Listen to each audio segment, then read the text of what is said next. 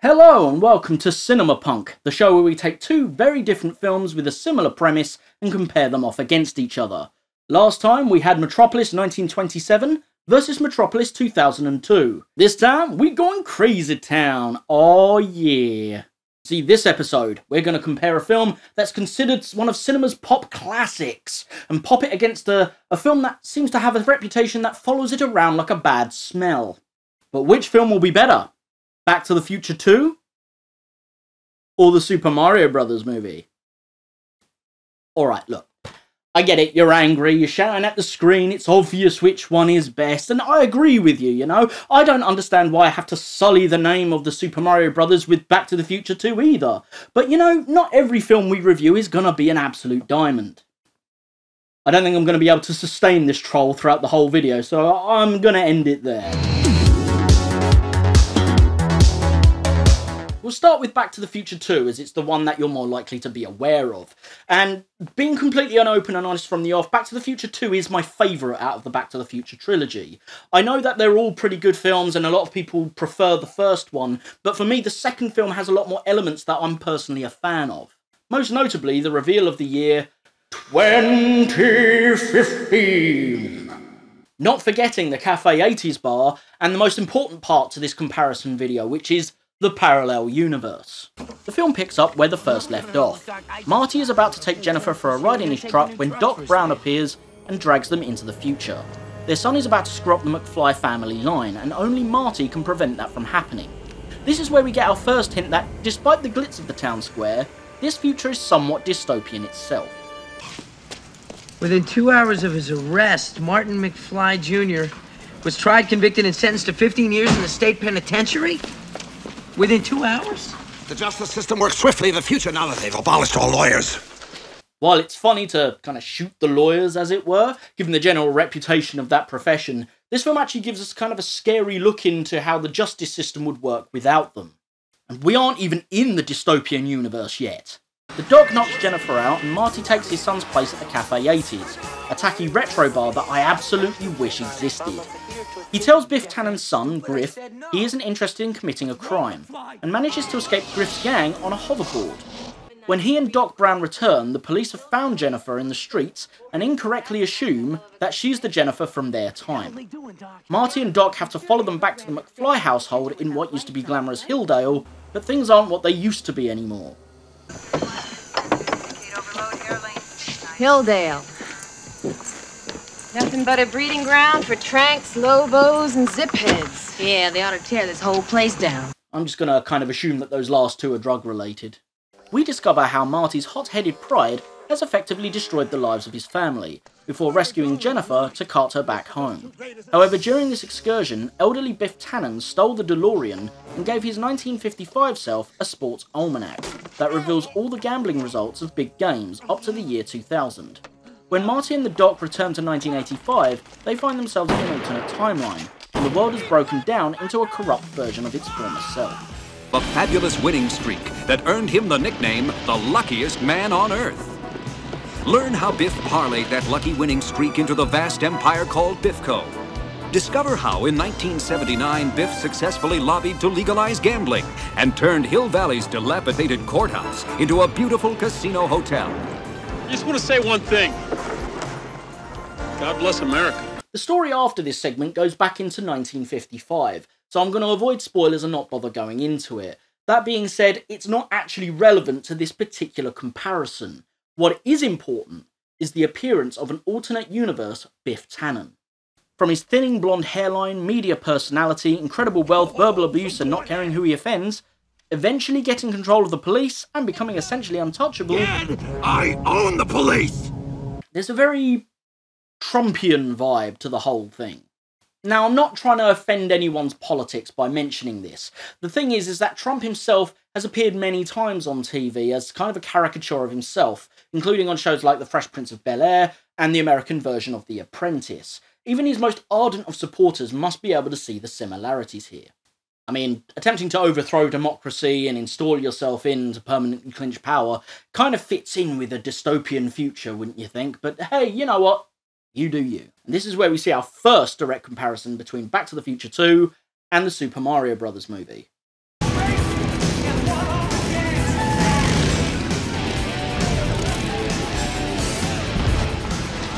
Oh my God. Daisy's in there somewhere, I know it. Where do we start? Yo, it's the Mario Brothers, and plumbing's the game. Found the secret water while working on the drain. Lend the princess a hand in the mushroom land. Join the action with the plumbers, you'll be hooked on the brothers. Now, Evil Koopa and his troopers are up to misbehaving. They kidnapped the princess, mushroom land needs saving. Abusing and confusing, everybody discovers they can't help but be hooked on the brothers.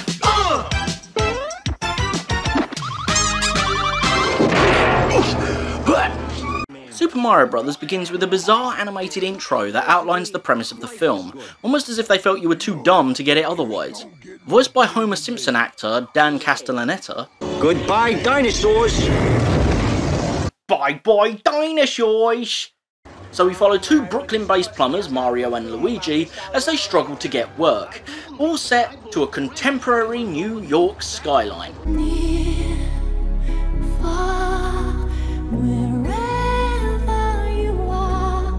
A corporate bigwig called Scapelli has been using mafia-esque muscle to monopolise all the work in the city. After a somewhat rough encounter, they run into Daisy, an archaeologist who's also being pushed around by Scapelli. I overheard your name was Daisy. You know, I haven't heard that name around here. It's really nice, too. It's like, no, I have heard it because it's like the flower and everything. But it's not like I hang around. Oh, Bob Hoskins is so good in this film. I know his hand got crushed by the van door. I know he and Leguizamo were drinking shots between takes. And I know that he told the Guardian newspaper that this was the worst thing he'd ever done. But he's just so damn good in this film. He makes it just an absolute joy to watch. 10 Hoskins out of 10. How would you do without your big brother? I'd like to give it a shot and find out. Oh, come on. I was just about to ask her that. You weren't about to ask her nothing. You was gonna let her go. Now she's gonna think I'm a complete idiot. Come on, you're gonna see it tonight. You impress her with your manners. Yeah, but why did you tell her that I suck my thumb, huh? Luigi's in love. No, I missed him! After a hot date with Mario and his girlfriend Daniela, whose middle name in the script is Pauline to reference the girl from Donkey Kong, Luigi and Daisy take a trip to the archaeological dig site and find Scapelli's goons sabotaging it. The dig site is flooded and they need a professional plumber. Scapelli. Strap your belt on, kid. We're going in. Yes! Yes! Yes! Yes! Yeah! Oh yeah! Just as the plumbers fix the leak, they're knocked unconscious by Iggy and Spike, who then kidnap Daisy. Mario and Luigi have no choice but to follow them through a dimensional portal to get her back.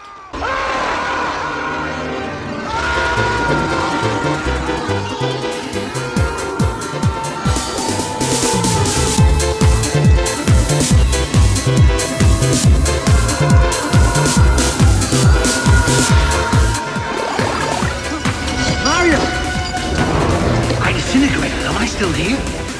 Now we get to the good stuff. Mario and Luigi emerge in a parallel universe, unofficially named Dino Hatton, to find a dystopian duplicate of their home city. Here, dinosaurs evolved into humanoids, surviving on limited resources within a polluted city. And all around the streets grows a thick, gross fungus. Where is this place? I don't know, I ain't been to Manhattan in a couple of weeks. Must have been a bad couple of weeks. The ruler of this dystopian nightmare? President Cooper. And what sort of character do you think President Cooper is going to be? Thinning blonde hairline, media personality, incredible wealth, at least for Dino Hatton, cares nothing about hurting others, and with a suspicious sexual craving for our young princess? You are so fresh and so clean. Don't fight it. You've at least suspected that you were different. And you know what they say about little girls, don't you? They never forget the first time they kissed by a lizard. Sorry, Trump fans, but you're probably going to be able to see where I'm going with this. This isn't about the character as a dictator, though Trump's TV personality during shows like The Apprentice lend themselves well to the caricature. It's the presence of the man. Trump isn't a man who blends into a crowd, and neither are alternate Biff Tannen or President Cooper. Monkey! Physical similarities and suspect hairstyles, overly rich suits, and lap of luxury dressing gowns may draw our eye on the comparison, but there's several more nuanced details that now seem oddly prophetic. Donald Trump refused to concede power for quite some time after he lost the 2020 election, even as his America devolved into a police state. The final gasp of his campaign was an attempted takeover of the US Capitol building, in an attempt to install him as some kind of permanent president. These elements are strong in Super Mario Bros. The movie as well. Police state? Check. An attempt to create a faux democracy to keep the same individual in power? Surprisingly, yes. But to get a full answer of that, we're going to have to dig into the archives. The Super Mario Bros. Movie Archives. The Super Mario Bros. Movie Archive is a phenomenal fan site that has contacts with those involved in the making of the movie. They've commissioned documentaries on the movie, and more recently unearthed long-lost deleted scenes from the film on a VHS workprint tape, delivered directly to them by director Annabel Yankel. In one of these scenes, an explanation is given for why there are so many different posters of Cooper around the city. These include Cooper the Sportsman, Cooper the Sensitive, Cooper the Stud, Cooper the Cruel, and Cooper the Environmentalist. Oddly, the meaning of this background information was cut from the final movie. Bear in mind that the footage you're about to see is from a battered old VHS work print of the film, which is essentially an initial cut before the final cut is made. This VHS tape is kind of been transferred in a very quick and dirty manner, at least the footage that I used to do this restoration, and I've restored it into 4K the same way that I did with the Cyber Razor Cut advert that you can see further back on this channel. I've restored it into 4K as best as I can, but there are limitations due to the fact that the source that I had to work with was very dark and very low quality material. However, this is as close to 4K as this footage can currently look. Hey guys, what is all this Cooper the Blank stuff? Everywhere we look, you got Cooper the Sportsman, Cooper the Environmentalist, Cooper the Does anybody else run against this guy? Cooper the Sensitive ran 4 years ago, but he only got 2%. No, I'm talking about somebody else other than Cooper. No, Cooper doesn't like that. But you mean you can vote for anybody as long as it's Cooper? What kind of system is that? Democracy. I mean, with how Trump was refusing to leave office, if he'd got his way, do you not think that this sort of a system might have been employed? Overall, the story revolves around the Mario brothers trying to save Daisy, and Cooper attempting to get a piece of the meteorite that split the Earth into 2 dimensions. This is so he can re-merge the universe and steal all of our universe's resources. It's all good campy fun, even if some other elements haven't aged particularly well. It's Cooper's tower! Those guys will do anything for publicity. Oh, it hurts. It hurt my heart. On the surface, these films don't have very much in common. One deals with Marty McFly time travelling and trying to save his family. The other deals with someone trying to romance someone who is secretly a dinosaur. Well, we've all been there. But the core thematic bridge between these two is their cyberpunk takes on an alternate universe. Towering skyscrapers, neons and pollution, all motifs popularised by Blade Runner, but unique to these films is the appearance of some parallel Trump. It's hard during this current climate to make this comparison and not come across with some form of heavy bias. But to be fair, the man himself has been involved in multiple media showcases of himself as this kind of a caricature. The echoes in these films that were over 2 decades old when he did eventually run for office are startlingly grim. Biff Tannen's turn as the Trumpian overlord is much more in keeping with what might be deemed the businessman Trump. He's not a politician. He's a media darling made famous solely based on his wealth, but this status allows him immunity under the law. And let's not pretend Biff Tannen's museum tower isn't a very direct reference to Trump Tower, which Trump had constructed between 1979 and 1983, several years before Back to the Future 2 was put into production. It was later confirmed that Trump was the loose inspiration for this version of the character. Cooper is alleged to have also been inspired by Trump, though no solid confirmation of this has ever been provided. He would represent a political stage Trump, with the refusals to leave office and the focus on resource acquisition. Like Biff, he not only has immunity under the law, but a literal ownership of the police department, to the point where he can just waltz right into a police station and physically assault Luigi. It's also worth noting, as another mild story connection between these two, that Super Mario Bros. The movie writer Parker Bennett stated that the cliffhanger ending was a direct influence from the Back to the Future series. Back Back to the Future 2 features several areas that relate to the cyberpunk genre. In 2015, we get our first glimpse of the future via the town square. Hovercars, automated Texaco fuel stations, and a monstrous CGI hologram of Jaws all make an appearance. Outside of the hologram, which is designed to look fake, the effects seen on the rest of the future elements are great.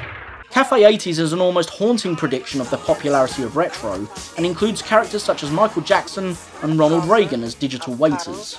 It's worth noting that the appearance of Michael Jackson and Ronald Reagan in the Cafe 80s, and the style in which it's done, is very much a reference to an old 80s TV show in Britain called Max Headroom, which was directed by Rocky Morton and Annabelle Yankel, the directors of Super Mario Bros. This is all very sci-fi, but the cyberpunk genre itself usually has a few extra flavours to it, such as, I don't know, cybernetics. Oh, and Marty, be careful around that Griff character. He's got a few short circuits in his bionic implants. Outside of the cheesy glamour of the town square, we also see the McFly's future home. I love the addition of neon tubes along the pavement. Interior scenes, however, have aged like a 25-year-old tinned fart. Projector screens, a single house phone system, and the idea that any of us would still be using a fax machine in 2015. So let's skip over this and head back to the parallel universe version of 1985. While this setting is arguably not cyberpunk as it isn't futuristic, it still carries the aesthetics you'd expect to see from a cyberpunk movie. Dancing neons, low-life crime, and the corruption of the government by a vast wealth disparity. Oh, right, you keep running, sucker! And you tell that realty company that I ain't selling, you hear? We ain't gonna be terrorized! There's even a militarised town centre focused around Biff Tannen's museum tower. Bikers fill the square on cruiser-style motorcycles. Another reason, along with Terminator 2 and Michael Jackson's Moonwalker, that I absolutely love cruiser-style motorbikes. And the rooftop sequences continue the gritty and polluted vibe of this universe. I'm not going to push any further into the storyline for this film. Number one, I don't want to cause any spoilers. It does end the film incredibly well, though. However, the main reason is because it pushes back and stays in 1955, which doesn't really mix in with any of the cyberpunk or dystopian themes that we're discussing. While Super Mario Bros. Doesn't include cybernetics, it does include de-evolution. While there's no hovercars, there are electric vehicles in a similar old American style, just hooked up to overhanging power lines. And regardless of what you may think of the take on the Super Mario universe, there is no doubt that the set design in this film is simply sublime. Designed by David L. Snyder, the same man who designed the sets for Blade Runner, the cyberpunk look is just as impressive here. While the budget wasn't as high, the decision to build the entire city within an abandoned cement factory cut set building costs drastically, affording Snyder the ability to focus the money he did have on set dressing instead. And what we did get? Was absolutely beautiful. The real world is way more bland, but thankfully we don't spend an awful lot of time here. And for those who are major fans of the Super Mario Bros. Video game series, David L. Snyder's sets are absolutely dripping in video game references. There's the obvious Boom Boom bar and an appearance by a tiny Bob-omb, but several years ago I helped restore the film's trailer into 4K, and we were able to see the name on the cabs for the very first time. Birdo Cabs. Heads up to spot Wiggler beers too. While I appreciate that the story is completely off base for the Super Mario Bros. Series, if fans could just get over the thematic differences in the tone and the style, they're going to find a huge variety of Easter eggs stuffed into this film that are just there for them. Personally, I don't think this film gets enough credit for what it does get right. Sure, this is a nod from the art department as opposed to the script, but the fact that David L. Snyder put this much meticulous detail into the film shows that there were some efforts here to appease the fans. The Goombas, however, are way off in this film, and the way that they're played is terrible as well. If this film had come out 15 years later, I could see these becoming the minions of their time. But the car chase sequences, the gritty environments around the city, the neon lighting, even that rainbow-coloured background as the brothers bounce through the roof of the Boom Boom bar, it's all simply gorgeous. Even the costumes were designed with the realities of this world in mind. Yes, it looks like Super Mario Bros. In bondage land. However, the use of artificial materials was because of a lack of mammals in this universe. You'll notice the genuine lack of fur, leopard prints, leather, and other mammal-related patterns in the costume design as well. For a final positive, the robotic Yoshi puppet is an incredible feat of engineering. In fact, the fully functional puppet required 70 cables, 9 operators, and cost $500,000. Regardless of whether or not you find it a decent likeness to the game character, there's no getting around how exceptionally well crafted this work is. Had Jurassic Park not debuted at the same time, this would have absolutely been a shoo-in for best special and visual effects. I'm still blown away by the top quality of this puppet. So I'm comparing the Blu-rays of both of these films, and both of these include a 5.1 surround sound soundtrack. However, both films were produced and made in a time before surround sound was installed into cinemas. This means the surround mixes were done decades after the film's original release. However, both the surround mixes are very well done here. Surround activity isn't frequent, however there are times where the rear channels become very active, specifically the flying car sequence at the start of Back to the Future 2. The main thing to note is the use of environmental audio is well placed in both films. Dialogue is always clean and audible, and the soundtracks.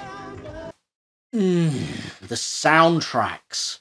We'll come to the licensed music in a moment. First of all, let's focus on the unique film scores. Back to the Future 2 has a bold, bombastic and rousing score by Hollywood legend Alan Silvestri. God, they don't make music like this anymore. Alan Silvestri is not only known for this trilogy, he's also known for Predator, Forrest Gump, Avengers Endgame, as well as... what's that say? Oh, as well as Super Mario Bros. The movie. Silvestri's score for Super Mario Bros. Includes the wonderful theme for the brothers themselves, which is as playful and fun as anything in his catalogue of work. This score is as sharp as a tack, and while not quite as memorable as Back to the Future's incredible main theme, it helps to build the soundtrack significantly. And I adore Silvestri's take on the video game's main theme.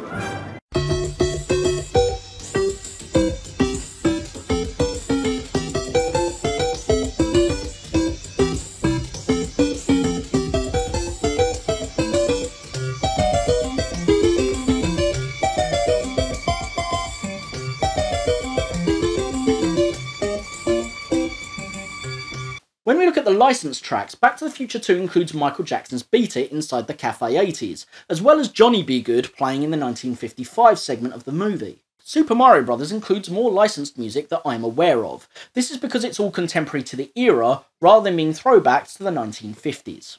Queen's Tie Your Mother Down, Breakpoint by Megadeth, and even an appearance by Marky Mark and the Funky Bunch. Yes, that Marky Mark.